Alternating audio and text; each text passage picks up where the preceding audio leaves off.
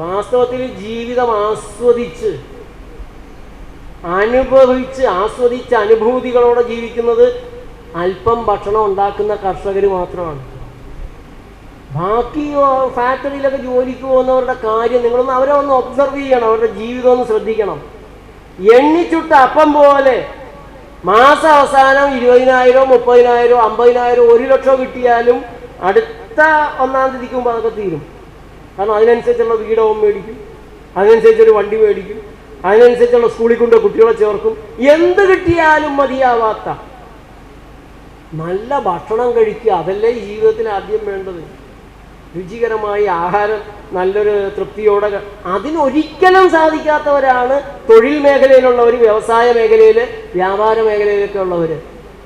കച്ചവടം കട പൂട്ടിയിട്ട് വീട്ടിലെത്തണത് രാത്രി 10 മണിക്കാണ്, അത്താഴം കഴിക്കണത് 11 മണിക്ക്.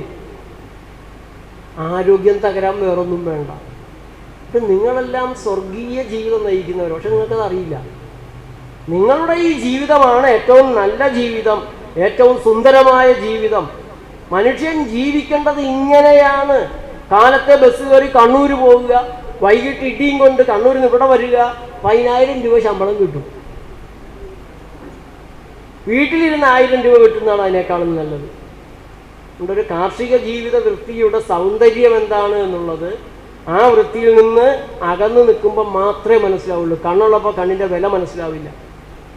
ഇപ്പോൾ ആരോഗ്യം കുറയുക എന്നുള്ളൊരവസ്ഥ വന്നാൽ ഈ ശരീരത്തിലെ സകല അവയവങ്ങൾക്കും തകരാറ് വരും.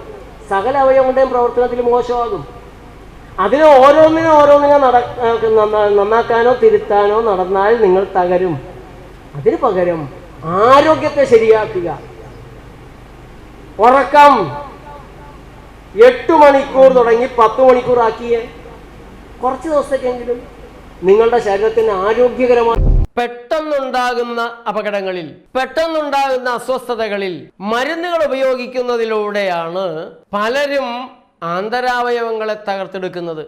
പ്രത്യേകിച്ച് വേദനയ്ക്ക് വേദനാസംഹാരികൾ കഴിക്കുമ്പോൾ നിങ്ങളുടെ കരളിനും വൃക്കകൾക്കും കേടുപറ്റുന്നുണ്ട്. അതുകൊണ്ട് തന്നെ പ്രകൃതി പ്രഥമ ചികിത്സകൾ എന്നുള്ള എൻ്റെ ഈ പുസ്തകം നിങ്ങൾക്ക് ഏറ്റവും കൂടുതൽ ഉപകാരപ്പെടുമെന്നുള്ള കാര്യം എനിക്കുറപ്പാണ്. തീപ്പൊള്ളലിൻ്റെ പ്രകൃതി ചികിത്സ, തീ പൊള്ളിയാൽ അതിൻ്റെ പാടുപോലും ഉണ്ടാവാത്ത രീതിയിൽ, കുമളയ്ക്കാത്ത രീതിയിൽ, പൊള്ളി എന്ന് പറഞ്ഞാൽ ആരും വിശ്വസിക്കാത്ത രീതിയിൽ അത്രയേറെ ലളിതമാണ്. അതുപോലെയുള്ള ലളിതമായ രീതികളാണ് 23 തരത്തിലുള്ള പ്രയാസങ്ങൾക്ക് ഈ പുസ്തകം നിങ്ങൾക്ക് നൽകുന്നത്. പുസ്തകം തപാലിൽ നിങ്ങൾക്ക് വരുത്താം, ഓൺലൈനിൽ വരുത്താം. 9496044503 അതിലേക്ക് ഒരു വാട്സപ്പ് മെസ്സേജ് നിങ്ങളുടെ അഡ്രസ് സഹിതം ഒന്ന് അയച്ചാൽ എൻ്റെ 14 പുസ്തകങ്ങൾ നിങ്ങൾക്ക് അതിലൂടെ വരുത്താൻ സാധിക്കും. ഇന്ന് തന്നെ ഈ പുസ്തകത്തിന് ഓർഡർ നൽകണം. 250 രൂപയാണ് ഈ പുസ്തകത്തിൻ്റെ വില. 8 മണിക്കൂർ തുടങ്ങി 10 മണിക്കൂർ ആക്കിയേ കുറച്ച് ദിവസത്തേക്കെങ്കിലും നിങ്ങളുടെ ശരീരത്തിന് ആരോഗ്യകരമായി ഉണ്ടാകുന്ന മാറ്റം, നിങ്ങളുടെ രോഗങ്ങളുടെ മാറ്റം. അതേപോലെ സ്നേഹമുള്ള സമൂഹം ഉണ്ടാവണം. അവിടെ അപ്പുറത്ത് അവന് വീടൊക്കെ പോയിട്ട് അവനെ ശരിയാക്കണം. തകരും. നിങ്ങളാ തകരുക, അവനല്ല, നിങ്ങളാ തകരുക. അവരിട്ട് പാര പണിയണം. അവിടെ ഒരു മന്ത്രവാദിയുണ്ട്, ഒരു കൂടോത്രം വെച്ചേക്കാം. അമേരിക്കൻ പ്രസിഡന്റിനെതിരെ ഒരു കൂടോത്രം ചെയ്ത് ഒന്ന് ഫലിപ്പിച്ച് തരുമെങ്കിൽ ലോകം രക്ഷപ്പെട്ടാനെ. ഒന്നും നടക്കില്ല. പോട്ടെ. അപ്പോൾ ശരിക്ക് ശ്വസിക്കാൻ കഴിയില്ല. നമുക്ക് ഒരു പക്ഷേ ഈ മലയൊക്കെ കയറി ഇറങ്ങുന്നവർക്കും അധ്വാനിക്കുന്നവർക്കും ശ്വാസമൊന്നും പിന്നെ അങ്ങനെ ശ്രദ്ധിക്കേണ്ട ആവശ്യമില്ല. പക്ഷെ നരകവാസികൾ, ഞങ്ങളെപ്പോലുള്ള ഞങ്ങളുടെ നാട്ടിലൊക്കെ ഉള്ളവർക്ക് ശ്വസിക്കാൻ പ്രത്യേകമായ വ്യായാമം വേണം, കസർത്ത് ചെയ്യണം, വ്യായാമം വേണം ശരീരത്തിന്. എന്നിട്ട് ട്രെഡ്മില്ലിൽ കയറി എന്നിട്ട് അവർ ഓടും. ഓഫീസിലേക്ക് കാറിന് പോകും. എന്നിട്ട് കാലത്തും വൈകിട്ടും ഒരു മെഷീനിൽ കയറി ഒന്ന് ഓടും. എന്നാൽ ഈ ഓടുന്നത് ഓഫീസിലേക്ക് ഓടിയാൽ പോരെ? എന്തൊരു മെച്ചമുണ്ട്. അപ്പം നമ്മുടെ ശ്വാസകോശങ്ങൾ അറിഞ്ഞ് ശ്വസിക്കാത്തതാണ് പലരുടെയും കഫക്കെട്ട്, ആസ്തമ, ത്വക്കിൻ്റെ കരുവാളിപ്പൊക്കെ വരുന്നത്.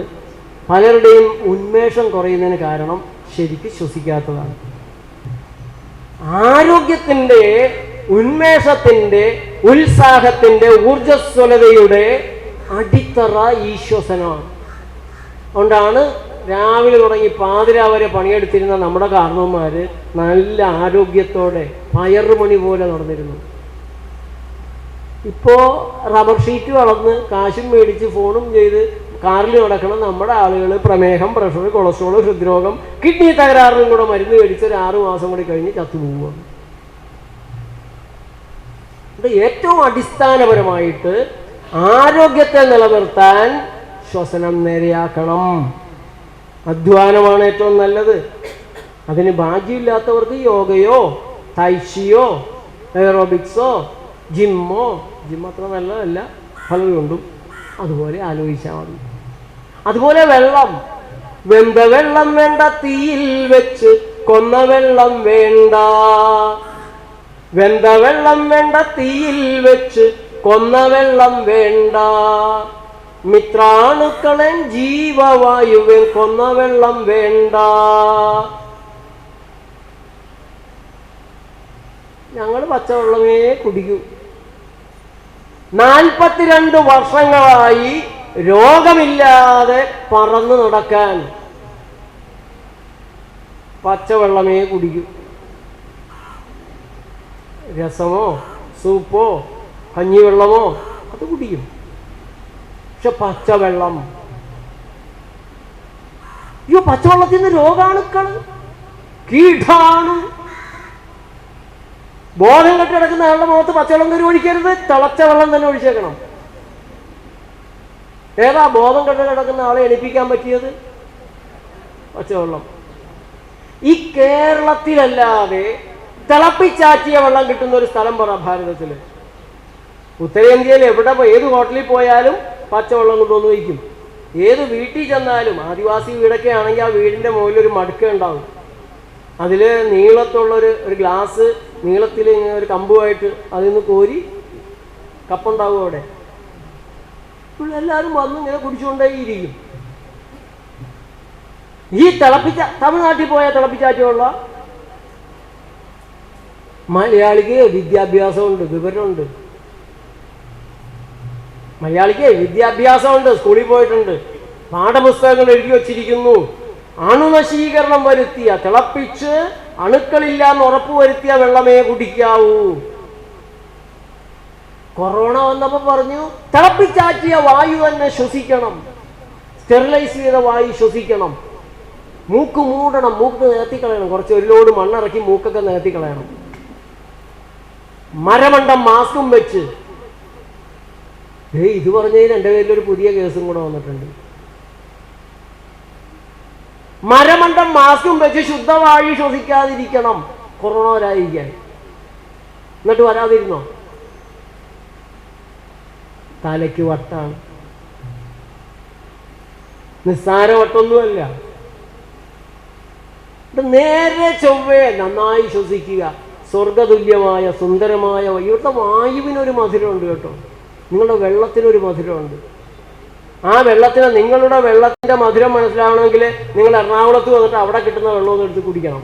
അപ്പോഴാണ് മനസ്സിലാകുക നിങ്ങൾ കനാൻ ദേശത്താണ്, സ്വർഗതുല്യമായ ഒരു ഭൂമിയിലാണ്, മണ്ണിൽ പൊന്നു വിളയുന്ന ഭൂമിയിലാണ് ജീവിക്കുന്നത് എന്നുള്ളത് തിരിച്ചറിയാൻ പറ്റുക. നിങ്ങൾ പച്ചവെള്ളം കുടിക്കണം.